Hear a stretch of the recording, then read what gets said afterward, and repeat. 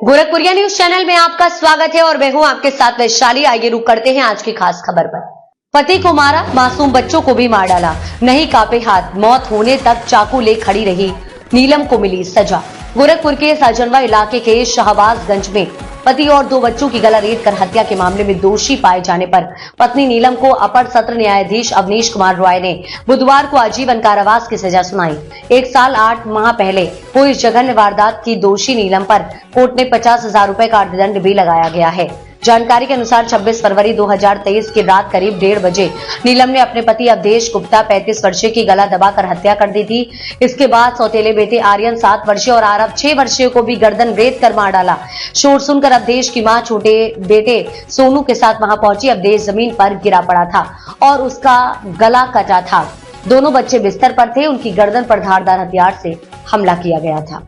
बगल में नीलम गुप्ता चाकू लेकर खड़ी थी। अवधेश की पहली पत्नी रेणु की मौत के बाद उसने दूसरी शादी नीलम से की थी। घर वालों को आरोप था कि पहले ही दिन से नीलम जायदाद हथियाना चाहती थी। इसको लेकर हमेशा उसका अवधेश से झगड़ा भी होता था।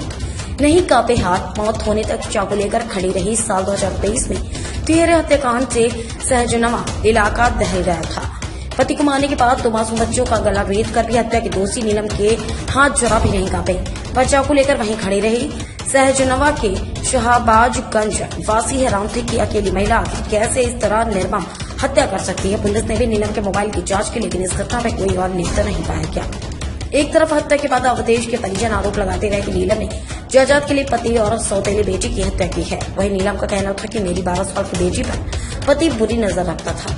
परेशान होकर वारदात को अंजाम दिया। पुलिस ने पूछा कि बच्चों की हत्या आखिर क्यों की, तो इसका नीलम के पास कोई जवाब नहीं था।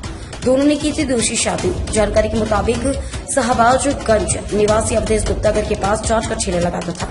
इसकी पहली पत्नी रेणु की वर्ष 2019 में कैंसर से मौत हो गई। वर्ष 2020 में अवधेश ने संत कबीर नगर के धनघटा के मंझगांवा की नीलम से दूसरी शादी की। नीलम के भी पहले पति की वर्ष 2012 में कैपियरगंज सड़क हादसे में मौत हो गई।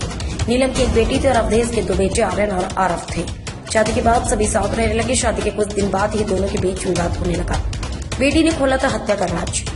26 फरवरी को अवधेश और 2 बच्चों की हत्या का आरोप परिजन नीलम पर लगा रहे थे। इसको लेकर पुलिस ने भी कई लोगों से पूछताछ की। सभी नीलम का ही नाम ले रहे थे, लेकिन अकेले नीलम मार सकती है, ये पुलिस को भी विश्वास नहीं हो रहा था। तब पुलिस ने नीलम की बेटी से पूछताछ की। नीलम ने बताया कि मैं भी उसी कमरे में सोई थी। मेरे सामने मां ने पिता को चाकू और डंडों से मारा। इसके बाद भाइयों की गर्दन रेत की।